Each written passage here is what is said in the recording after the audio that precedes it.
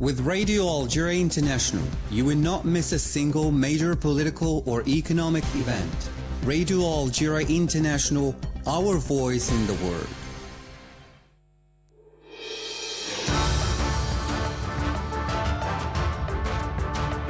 This is the English service of Radio Algeria International. It's time for the news. The head of the United States Africa Command, AFRICOM Army General Michael Langley, has highlighted Algeria's pioneering and pivotal role in the fight against terrorism and the establishment of security and stability in the Sahel region. The World Bank has highlighted Algeria's progress in development, which has taken the form of a number of economic achievements. The President of the Republic of South Africa, Cyril Ramaphosa, has reiterated in a speech to the South African Parliament his country's solidarity with the Sahrawi and Palestinian peoples as they struggle to exercise their right to self-determination. Those were the major developments. Now the full news edition. Good afternoon, I'm Mariam Berchi. Joining me today, my colleague Majid Mila. Hi Majid. Hi Mariam. The head of the United States Africa Command, AFRICOM Army General Michael Langley, has highlighted Algeria's pioneering and pivotal role in the fight against terrorism and the establishment of security and stability in the Sahel region.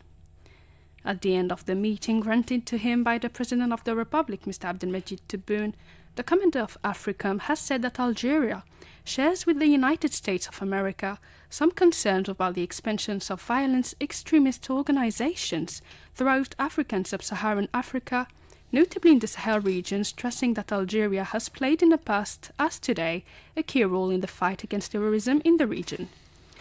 After highlighting Algeria's pivotal role in achieving security, stability and prosperity in the African region, AFRICOM's commander thanks the President of the Republic, Mr. Abdelmajid Tebboune, for the support that Algeria has given to AFRICOM.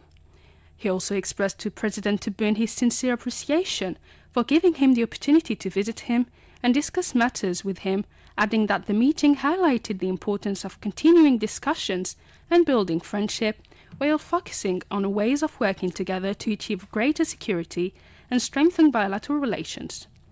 The meeting took place in the presence of the Chief of Staff of the National People's Army, Army General Saïd Chekeleha, the Cabinet Director at the Presidency of the Republic, Mr. Boualem Boualem, and the advisor to the President of the Republic in charge of Defense and Security Affairs, Mr. Boumediene Benatou. The Chief of Staff of the People's National Army, General Saïd Chekeleha, has received the commander of AFRICOM, General Michael Langley, who is paying a working visit to Algeria at the head of a large delegation.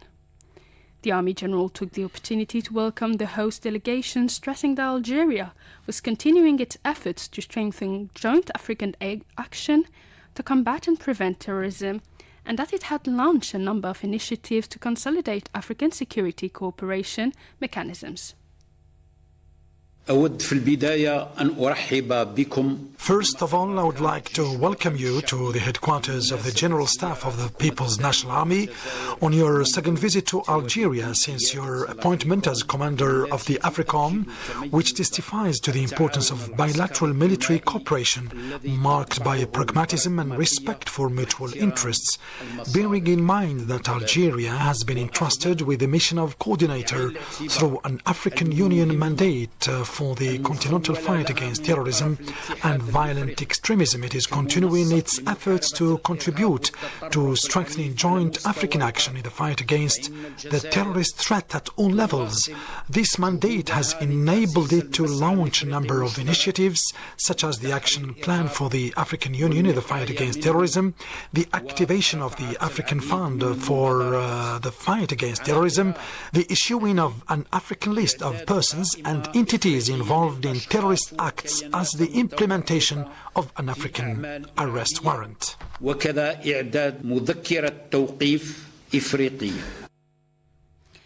The Army General reiterated Algeria's commitment to supporting any African initiative and to backing the efforts of the AU bodies to enable the continent to rise to the security challenges it faces. In conclusion, I would like to reiterate my country's commitment to support any African initiative and to back the efforts of the African Union bodies to enable the continent to rise to the security challenges it faces. In this respect, I can assure you of my full availability to consolidate our bilateral military cooperation with a view to consulting each other further on the ways and means to realistically achieve the security objectives of the continent in general and of the North Africa region in particular. For his part, the commander of the AFRICOM expressed his satisfaction with this visit to Algeria, which has enabled him to examine with the People's National Army's High Command the various security issues arising on the regional and international scenes, highlighting the means available to both parties to develop bilateral military cooperation. The Minister of Foreign Affairs and the National Community Abroad, Ahmed Attaf, has reaffirmed that Algeria, under the leadership of the President of the Republic, Abdelmajid Tebboune, is committed to collective African action to prevent and resolve conflicts on the continent and achieve economic development based on the principle of African solutions to African problems. Jamal Salmani has more details.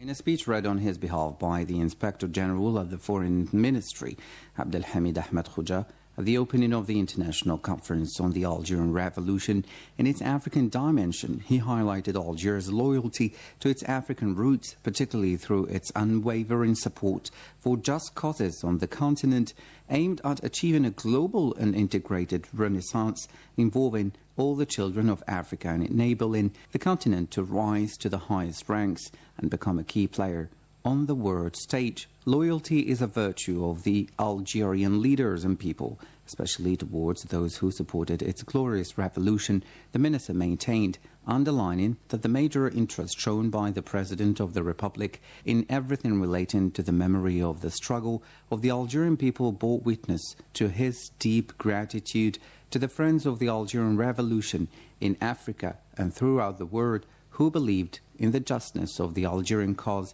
and in its triumph. Referring to the African dimension of the Algerian Revolution, which represents an epoch in the struggle against colonialism and the defense of human dignity and the values of freedom, the minister said, "We must show solidarity with the valiant Palestinian people in their resistance to the barbaric genocide committed by the Zionist occupation." He added that the Palestinian people need more than ever the support of our African continent and that of all peoples who believe in the values of freedom, dignity and justice so that they can recover all their legitimate rights and establish their independent and sovereign state with Al-Quds as its capital. The Minister for Communication, Mohamed Lahgab, has called here in Algiers on the media to get mobilized to ensure professional media coverage for the 7th September presidential election. In a statement to the press on the sidelines of the International Conference on the African Dimension of the Algerian Revolution, Mr. Lahgab had this to say.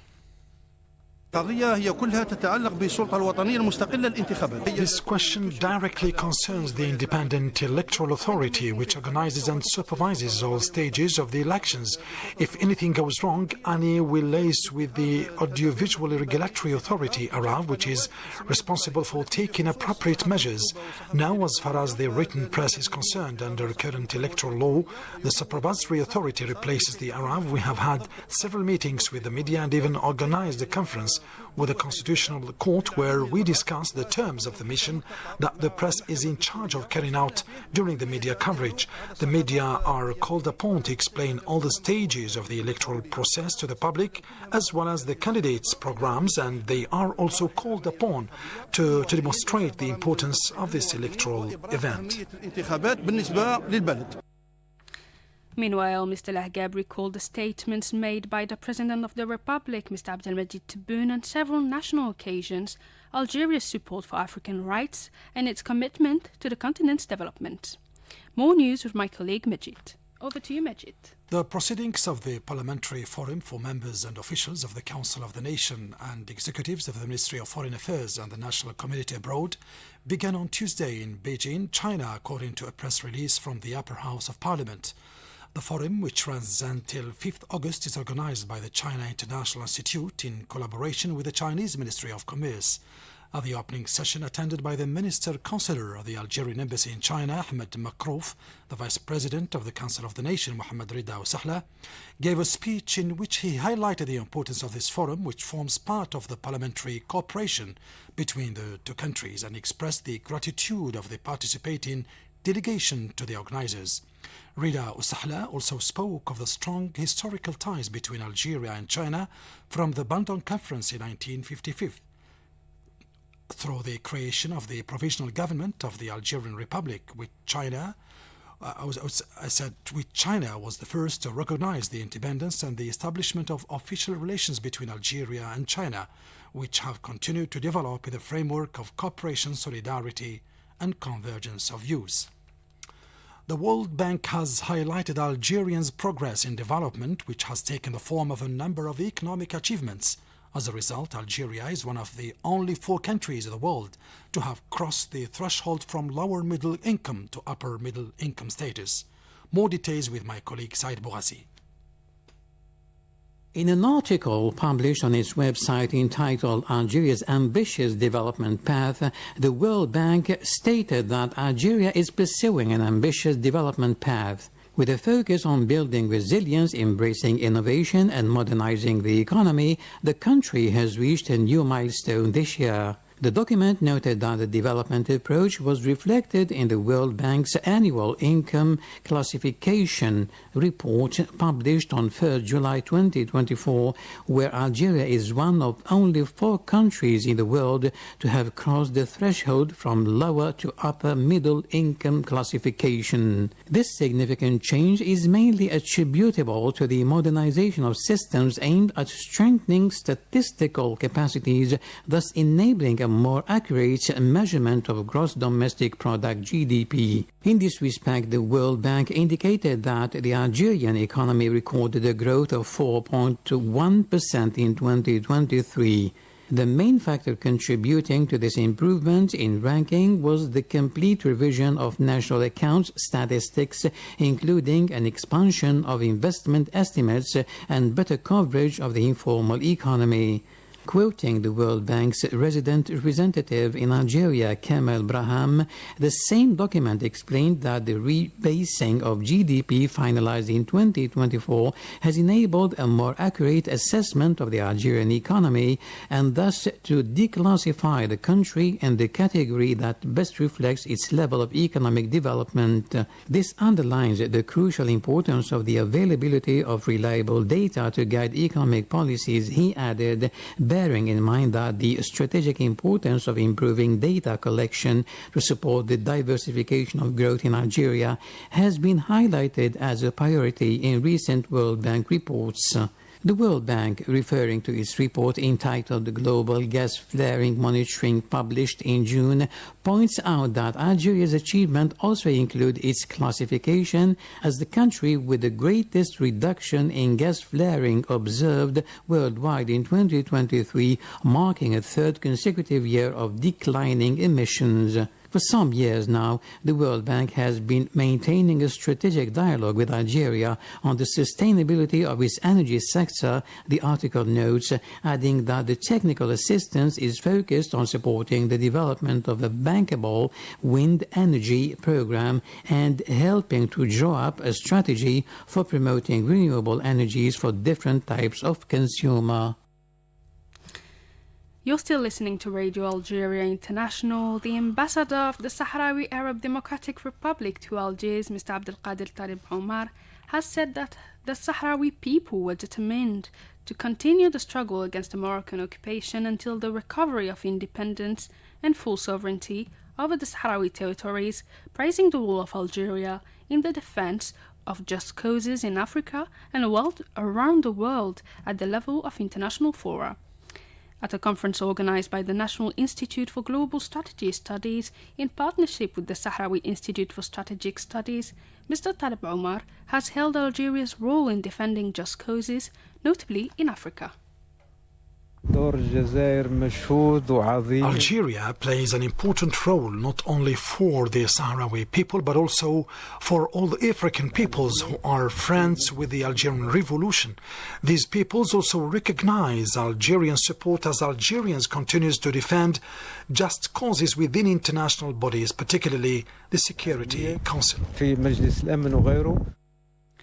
With regard to the resistance and struggle of the Sahrawi people, the Sahrawi ambassador stressed after the welcome address by the Director General of the National Institute for Global Strategy Studies, Abdelaziz Mojahed, that the Sahrawi people are determined to continue their struggle against the Moroccan occupation until the recovery of sovereignty over all the territories of the Sahrawi Republic.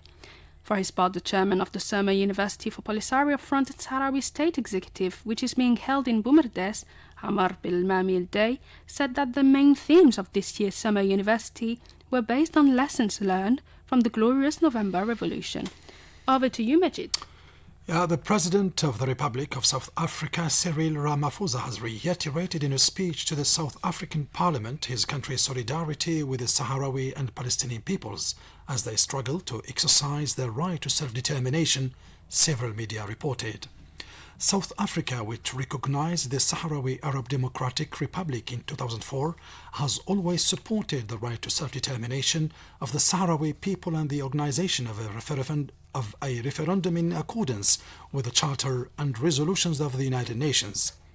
Reiterating his country's support for the struggle of the Palestinian people for the exercise of the right to self-determination, President Ramaphosa, who was re-elected last June for a second term, expressed his optimism in this context, saying that the latest ruling by the International Court of Justice indicates that the international momentum against the continued violations of the rights of the Palestinian people by the Zionist entity is intensifying. Back to you, Mariam Bashi. The toll of the Zionist genocidal aggression against the Gaza Strip has risen to 39,145 martyrs and 90,257 wounded since October 7, 2023, according to the Palestinian health authorities. According to the same source, at least 50 Palestinians were killed in the last 24 hours in the Gaza Strip in 8 barbaric attacks against Palestinian families.